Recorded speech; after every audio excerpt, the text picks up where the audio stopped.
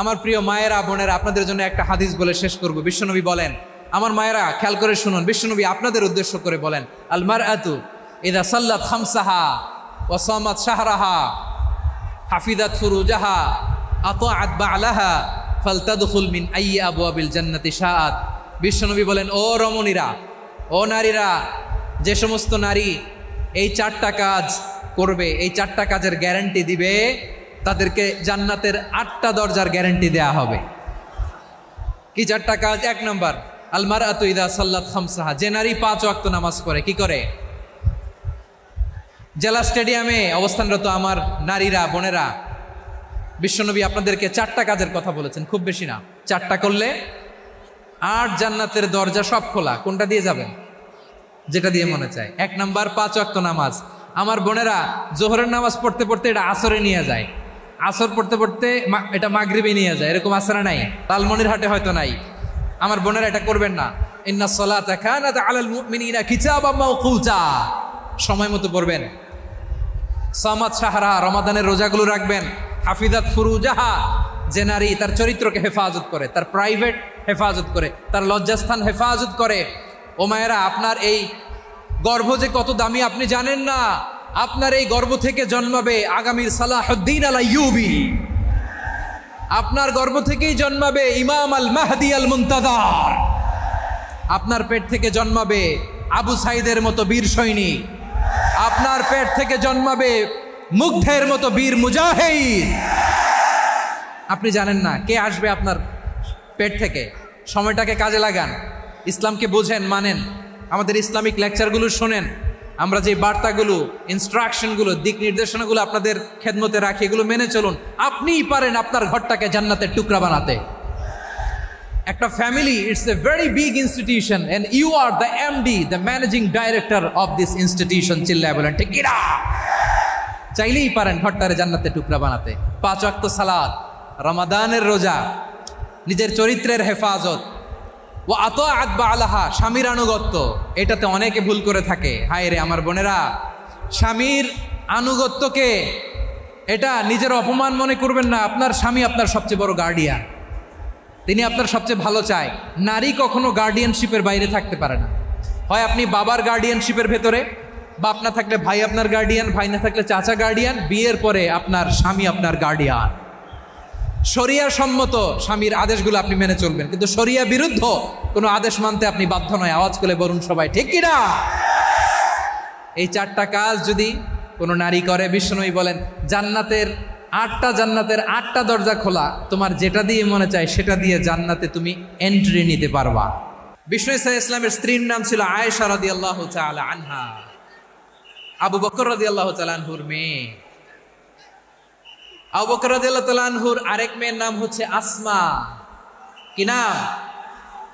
দুজনই আবু বকর রাদিয়াল্লাহু তাআলা আনহুর মেয়ে, আসমা আর আয়েশা। নাম দুইটা কেমন লাগে? আসমা নামটা কেমন লাগে? আয়েশা নামটা কেমন লাগে? সবার ভালো লাগে নাই? নাম দুটো আপনাদের ভালো লাগে? লালমনিরহাটে অনাগত যদি কন্যা সন্তান হয়, যদি মনে চায় আসমা রেখে দিতে পারবেন, যদি মনে চায় আয়েশা রেখে দিয়েন। দেশে বিদেশে, এয়ারপোর্টে, রাস্তাঘাটে শুধু বলে হুজুর একটা নাম দেন, আমার ছেলের একটা নাম দেন, মেয়ের একটা নাম দেন। তো আমার মনে আছে যশোরের আবদিনের মাহফিলে আমি 1-2টা নাম দিয়েছিলাম। আজকে লালমনিরহাটের এই প্রোগ্রামে কন্যা সন্তান যদি হয় 2টা নাম দিলাম, আসমা কিংবা আয়েশা। ইনশাআল্লাহ পড়েন। দুজন বোন, এক মায়ের না, বাবা এক, মা দুজন। আয়েশা রাদিয়াল্লাহু তাআলা আনহার মায়ের নাম উম্মে রুমান, আর আসমা রাদিয়াল্লাহু তাআলা আনহার মায়ের নাম কুতাইলা বিনতে আব্দুল উজ্জা। আবু বকর রাদিয়াল্লাহু তাআলা আনহু 4টা বিয়ে করেছিলেন। তো একই ঘটনা ঘটেছে এই ফ্যামিলিতে। আসমা ইসলাম ধর্ম গ্রহণ করে মুসলিমা, কিন্তু তার মা কুতাইলা মুশরিকা। আই রিপিট, বোঝার জন্য আমি আবারও বলি, আসমা রাদিয়াল্লাহু তাআলা আনহা মুসলিমা, আর আসমার মা কুতাইলা, আওয়াজ করে বুঝে থাকলে বলেন, আসমার মা মুশরিকা। তার মানে মেয়ে মুসলিম, মা অমুসলিম। ভেজাল আছে না নাই? কিন্তু কুতাইলা আর ধৈর্য ধারণ করতে পারে না। নার ছেড়া ধন, কলিজার টুকরা ধন, কলিজার টুকরা সন্তান আসমারে দেখতে বড্ড মন চায়। সাইয়েদনা আসমা রাদিয়াল্লাহু তাআলা আনহা মক্কা থেকে হিজরত করে মদিনায় চলে গেলেন হুদাইবিয়ার পর। যখন মক্কা মদিনার ট্রাফিক স্বাভাবিক হলো, মক্কার লোক মদিনায় যায়, মদিনার লোক মক্কায় আসে। কোচাইলা কলিজার টুকরা সন্তান আসমারে দেখার জন্য কিছু উপহার নিয়ে বিশাল মরুপথ পাড়ি দিয়ে মক্কা থেকে মদিনায় যায়। সুবহানাল্লাহ বলেন। এখন মা আসছে মেয়ের সাথে দেখা করতে, মেয়ে তো আর দেখা দেয় না। মেয়ে ভাবছে আমার মা তো মুশরিকা, অপবিত্রা, তার সাথে কি দেখা দেয়া যাবে? বিশ্বনবীর দরবারে চলে গেলেন। সুবহানাল্লাহ বলেন। কি সৌভাগ্যবান ছিল তারা, মাসলা জানার দরকার হলেই নবীর দরবারে চলে যেত। ঘরে বউয়ের সাথে ঝগড়া হলে নবীর দরবারে চলে যেত। অনেক সাহাবী বলে আমার পেটে ক্ষুধা লাগলো আমি নবীর কাছে চলে যেতাম, কারণ নবীর চেহারার দিকে তাকালেই আমার পেটের ক্ষুধা মিটে যেত। সাইয়েদনা আসমা রাদিয়াল্লাহু তাআলা আনহা বিশ্বনবীর কাছে চলে গেলেন, যে বললেন ইয়া রাসূলুল্লাহ ইয়া হাবিবাল্লাহ ইন্না উম্মি কাদিমাতুন ইলাইয়া ওয়া হিয়া রাগিবা। আমার মা মক্কা থেকে অনেক দূর মরুর পথ পাড়ি দিয়ে উপহার সামগ্রী নিয়ে মদিনায় আমার সাথে দেখা করতে এসেছে গো নবী। আমার জানতে বড্ড ইচ্ছে হয় আমি আমার মুশরিকা মায়ের সাথে একটু দেখা করতে পারবো কিনা। আফা আসিলুহা, আগে যেমনি আমি আমার মায়ের সাথে ভালো আচরণ করতাম, যেমনি আমি আমার মায়ের সাথে সদাচরণ করতাম গো নবী, এখন আমি মুসলিমা মা মুশরিকা, এখনো কি আগের মতো সদাচরণ করতে পারবো নাকি? বিশ্বনবী বললেন নাম সিলিহা, হ্যাঁ রে আসমা, অবশ্যই অবশ্যই, আগে ঠিক যেমন তুমি তোমার মায়ের সাথে ভালো আচরণ করতে এখনো তেমনি আগের মতো ভালো আচরণ করবা। আওয়াজ করে পড়েন সুবহানাল্লাহ। কি ইসলাম আমরা পেয়েছি, কত ব্রড মাইন্ডেড আমাদের ইসলাম, কত ওপেন মাইন্ডেড ইসলাম, কত ওপেন আপ করতে পারে, চিন্তা করতে পারে। বিষ্ণু বললেন হ্যাঁ অবশ্যই, নাম সুলিহা, আগে যেমনি ভালো আচরণ করছো আসমা এখন ওইরকমই করো, পারলে আরো বাড়াই করো। সুবহানাল্লাহ বলেন।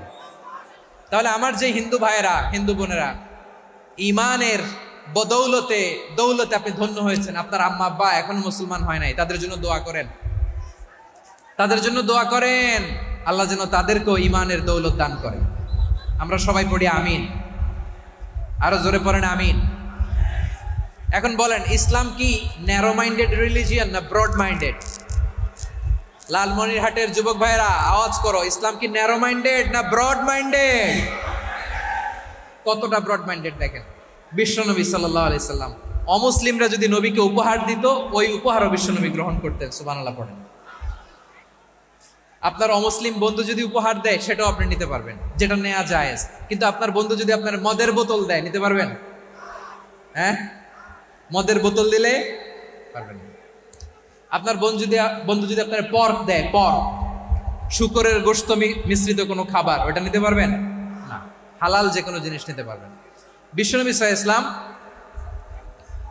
অমুসলিমদের দেয়া হাদিয়া গ্রহণ করতেন। কেমন নবী ছিলেন, আমার নবীরে চিনে নেন, আমার নবীর অ্যাটিটিউড জেনে নেন।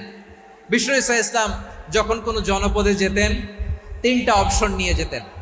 প্রিয় ভাইয়ের আওয়াজ করে বলতে হবে, কোনো জনপদে গেলে আমার নবীর অপশন থাকতো কয়টা? আমার মতো 3 আঙ্গুল উঁচু করে দেখান আর বলুন আমার নবী কোনো জনপদে গেলে কয়টা অপশন নিয়ে যেতেন? 1 নাম্বার অপশন আসলিম তাসলাম।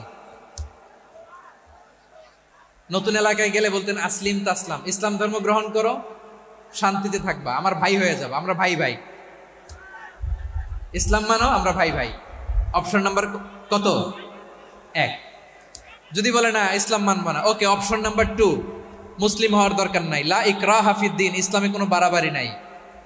খ্রিস্টান আসো থাকো, বৌদ্ধ আসো থাকো, ইহুদি থাকতে চাও থাকো, কিন্তু আমরা যেহেতু রিজিওনাল সুপার পাওয়ার, আমাদের আন্ডারে থাকো, ট্যাক্স দিয়া থাকো, এটার বলে জিজিয়া। আলেম যারা আছেন বুঝবেন এটার আরবিতে কি বলে, জিজিয়া। You pay us the tax, we will give you the security. তোমরা ট্যাক্স দিবা, আমরা সিকিউরিটি দিব। ইসলাম মানব, শান্তিতে থাকবা, ভাই ভাই, আমরা ভাই ভাই। অপশন নাম্বার 2, ট্যাক্স দাও, আমরা নিরাপত্তা দিব, মুসলিম হওয়া লাগবে না। এখন 1 নাম্বারও মানে না, 2 নাম্বারও মানে না, মুসলিম হবো না, ভালো খ্রিস্টান থাকো, ট্যাক্স দাও, আমরা সিকিউরিটি দিব না, এটাও মানি না। বিষ্ণু বলেন, তাহলে তলোয়ার আমাদের আর তোমাদের মাঝে ফায়সালা করবে।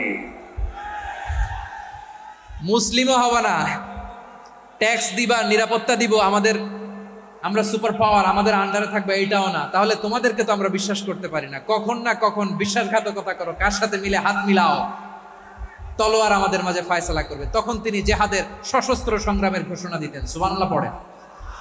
দেখেন, পশ্চিমারা জেহাদকে এইভাবে চিত্রায়িত করে না। ওরা জেহাদ বলতে বুঝায় তলোয়ার, হাত কাটো, গলা কাটো না।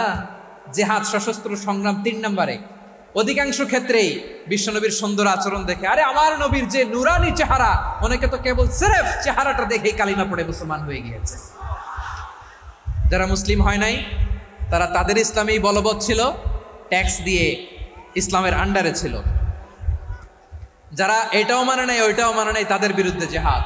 বিষ্ণু ইসলাম 7ম হিজরিতে যখন খায়বার বিজয়ের পরে ইসলাম রিজিওনাল সুপার পাওয়ার হিসেবে আত্মপ্রকাশ করলো, বিশ্বনবী চিঠি লিখলেন অন্যান্য সুপার পাওয়ারের কাছে। রাষ্ট্রীয় চিঠি লেখে এক রাষ্ট্রপ্রধান আরেক রাষ্ট্রপ্রধানের কাছে। ঠিক কিনা বলেন? জানেন না আপনারা? এই যে 24-এর ছাত্র নাগরিক অভ্যুত্থানে, এই অভ্যুত্থান যখন শুরু হয়, আমি তখন সাউথ আফ্রিকাতে একটা স্ট্যাটাস দিয়েছিলাম, কোটা নয় গোটা দেশ সংস্কার করা লাগবে। শুধু বাংলাদেশ নয়, সারা বিশ্বের বাংলা ভাষাভাষী লোকেরা এই আন্দোলনের সাথে সমর্থন তারা করেছে, এটাকে সাপোর্ট করেছে, তারা সমর্থন দিয়েছে। আমাদের ইউনাইটেড আরব আমিরাতের বাংলাদেশি ভাইয়েরা তারা সেখানে রাস্তায় নেমে এসেছিল, জানেন? ওইখানে ডেমনস্ট্রেশন করা যায় না, সেখানকার সরকার তাদেরকে যাবজ্জীবন দিয়েছিল। তখন আমাদের এই যে প্রধান উপদেষ্টা ডক্টর মোহাম্মদ ইউনূস সরাসরি G2G বলে, এটা G2G, government to government, G2G, উনি চিঠি লিখলেন যে তাদেরকে, ইউর হাইনেস, হে সম্মানিত আমির, আপনি আমার এই চিঠির কারণে আমার সম্মানে এই 53 জন বাংলাদেশিকে মাফ করে দেন। এই চিঠির বদৌলতে বেকসুর খালাস পেয়ে গিয়েছিল আমাদের ভাইরা। জানেন না এই ঘটনা আপনারা? তাহলে গভর্নমেন্ট টু গভর্নমেন্ট চিঠি দেওয়া হয়। 7ম হিজরিতে বিষ্ণু ইসলাম সব সুপার পাওয়ারের কাছে চিঠি দিলেন, রোমান সম্রাটের কাছে, পারস্য অধিপতির কাছে, মিশরের অধিপতির কাছে, সবার কাছে চিঠি লিখলেন। চিঠির ভাষা ছিল এরকম, মিন মুহাম্মাদিন রাসূলিল্লাহ ইলা মুকাওকিস আযীমিল কিবত, মুহাম্মদ রাসূলুল্লাহর পক্ষ থেকে মিশরের বাদশার কাছে, আসলিম তাসলাম, ইসলাম মানো শান্তিতে থাকবা, সালামুন আলা মান ইত্তাবাআল হুদা, শান্তি তার জন্য যে হেদায়েতের অনুসরণ করে। সুবহানাল্লাহ পড়েন। তো এই চিঠি অনেকে ভালোভাবে রিসিভ করেছে। অনেকে এই চিঠি পাওয়ার পরে নবীর কাছে আবার ইন রিটার্ন উপহার পাঠিয়েছে। কি পাঠিয়েছে? উপহার।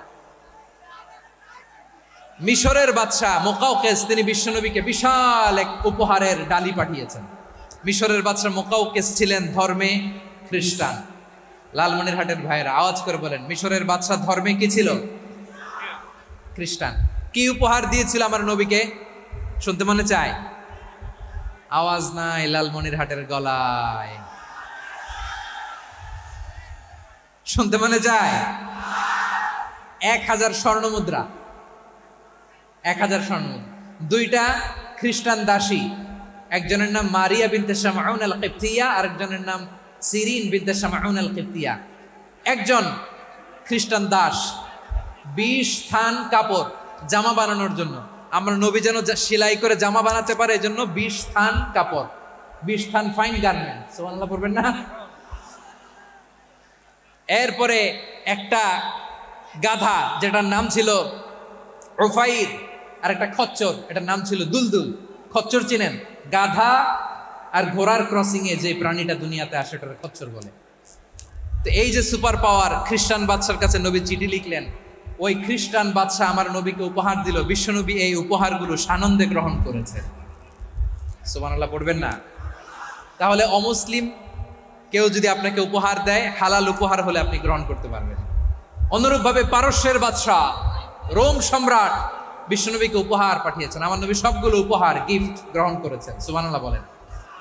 তাহলে প্রিয় লালমনিরহাট, আওয়াজ করে বলুন, ইসলাম কি ন্যারো মাইন্ডেড রিলিজিয়ন না ব্রড মাইন্ডেড? আম্মাজান আয়েশার কাছে মাসালা জানতে চায় মেয়েরা, হে আম্মাজান, অগ্নি উপাসকেরা তাদের ঈদের দিন নওরোজের সময় আমাদেরকে পাখি দেয়, নেওয়া যাবে? উনি বললেন ওরা জবাই করে দিলে নেওয়া যাবে না, কিন্তু ওরা যদি ফলমূল এরকম খাবার দেয় এগুলো নেওয়া যাবে। তার মানে অমুসলিমদের দেয়া উপহার এটা গ্রহণ করা যায়। সুবহানাল্লাহ বলেন। শুধু তাই নয়, বিষ্ণু ঈসা ইসলাম অমুসলিমদের সাথে আর্থিক লেনদেনও করেছেন, ফিনান্সিয়াল ডিলিং করেছেন। অমুসলিমদের সাথে প্রয়োজনে আপনি ফিনান্সিয়াল ডিলিং করতে পারবেন। আমরা প্রায় দেখি বাজারের মিষ্টির দোকানগুলো আমার হিন্দু ভাইদের। লালমনিরহাটে মিষ্টির দোকান, দইয়ের দোকান কারা চালায়? হিন্দুরা চালায় না। তারপরে যে বারবার শপ, চুল কাটে যে নাপিত, অধিকাংশ নাপিতের দোকানে কারা? আমার হিন্দু ভাইরা। আপনি চুল কাটতে পারবেন কিনা? বলেন, পারবেন। তার দোকান থেকে দই মিষ্টি কিনতে পারবেন কিনা? হ্যাঁ, আমার মুসলিম ভাইয়ের দোকান থাকলে ওইটার আমি বেশি প্রায়োরিটি দিব, ঠিক কিনা? কিন্তু যদি তাদের সার্ভিস নিতে চান, প্রোডাক্ট নিতে চান, পারবেন। তার দলিল সহিহ বুখারী, আম্মা জান আয়েশা রাদিয়াল্লাহু তাআলা আনহা বলেন, ইশতারা রাসূলুল্লাহ সাল্লাল্লাহু আলাইহি ওয়াসাল্লাম মিন ইয়াহুদিন তুআমান ওয়া রাহানাহু দিরআহু মিন হাদিদ। রাসূল সাল্লাল্লাহু আলাইহি ওয়াসাল্লাম এক ইহুদির কাছ থেকে, কার কাছ থেকে? সবাই বলে নাই, কার কাছ থেকে? আমার নবী, পেয়ারা নবী এক ইহুদির কাছ থেকে জব কিনেছিল। জব, বার্লি, যেটা দিয়ে রুটি বানায়। ওই জবের দাম দেওয়ার টাকা পয়সা নবীর কাছে ছিল না। ফলে নবী ওনার একটা পোশাককে মর্গেজ রেখেছিলেন, মর্গেজ, বন্ধক, যে এখন এটার দাম দিতে পারবো না, কয়েক কেজি বার্লি নিয়ে যাই আর বন্ধক হিসেবে আমার জামাটা রেখে গেলাম, যেই দিন দাম দিব ওই দিন জামাটা ছুটাই নিয়ে যাও। সুবহানাল্লাহ পড়বেন না? বাকিতে নিছিলেন, বাকিতে। দিরআহু মিন হাদিদ, লোহার তৈরি বর্ম, মানে যুদ্ধের পোশাক, লোহা দিয়ে বানানো। বিষ্ণুনবী বললেন কয়েক কেজি জব দাও, টাকাটা পরে দিব, এখন টাকা নাই, বন্ধক হিসেবে, মর্গেজ হিসেবে আমার জামা রেখে গেলাম, যখন টাকা দিব জামা ছুটাই নিব। আওয়াজ করে বলতে হবে সুবহানাল্লাহ। এ থেকে বোঝা গেল অমুসলিমদের সাথে ফিনান্সিয়াল ডিলিং করা যায়, অর্থনৈতিক লেনদেন করা যায়, কেনাবেচা করা যায়, প্রোডাক্ট কেনা যায়। এমনকি আমাদের মসজিদে নববীতে বারান্দায় আপনারা একটা অটোমেটিক ফ্লাইং আমব্রেলা দেখছেন? সূর্য যখন বাড়ে মসজিদে নববীর বারান্দায় ইয়ার্ডের মধ্যে অটোমেটিক্যালি কিছু আমব্রেলা আছে, সাঁ করে খুলে যায়, আর সূর্যের তাপ লাগে না। আবার সন্ধ্যাবেলায় এই আমব্রেলাগুলো ওরা ক্লোজ করে ফেলে, দেখেন নাই না? দেখছেন? এই মসজিদে নববীকে সর্বোচ্চ উন্নত মানের কনস্ট্রাকশন ইনফ্রাস্ট্রাকচারে ডেভেলপ করার জন্য কর্তৃপক্ষ কিছু অমুসলিম ইঞ্জিনিয়ারের, ডিজাইনারের সহায়তা নিয়েছিল। সুবহানাল্লাহ বলেন। কোন দলিলের ভিত্তিতে? এই দলিলের ভিত্তিতে যে বিষ্ণু ঈসা ইসলাম অমুসলিমদের সাথেও লেনদেন করেছেন। আওয়াজ করে বলতে হবে আল্লাহু আকবার। শুধু তাই নয়, ইন কেস অফ ইমার্জেন্সি, প্রয়োজনে ইসলামের খাতিরে, ইসলামকে সামনের দিকে এগিয়ে নিয়ে যাওয়ার জন্য অমুসলিমদের সাপোর্ট নেওয়া জায়েজ আছে। সুবহানাল্লাহ বলেন। অমুসলিমদের সাপোর্ট নেয়া, তাদের থেকে অর্থ নেয়া, পলিটিক্যাল সাপোর্ট, পলিটিক্যাল অ্যাসাইলাম নেওয়া জায়েজ আছে। আমাদের অনেক বিশ্ববরেণ্য দায়ীরা আমেরিকায় অস্থায়ীভাবে অ্যাসাইলাম নিয়ে থাকে, নিজের দেশে গেলে ফাঁসিতে ঝুলাই দিবে। যুগ যুগ ধরে দায়ীদের উপর এরকম অত্যাচার আর নির্যাতন আছে না নাই? মিশরের অনেক দায়ীরা পাশ্চাত্যে যেয়ে থাকে, এই যে তারা পলিটিক্যাল অ্যাসাইলাম নিয়ে থাকে, রাজনৈতিক আশ্রয়ে, এটা জায়েজ আছে না? এটা যে জায়েজ আছে তার প্রমাণ স্বয়ং বিশ্বনবী সাল্লাল্লাহু আলাইহি ওয়াসাল্লাম পলিটিক্যাল সাপোর্ট নিয়েছিলেন অমুসলিমদের কাছ থেকে। সুবহানাল্লাহ বলেন।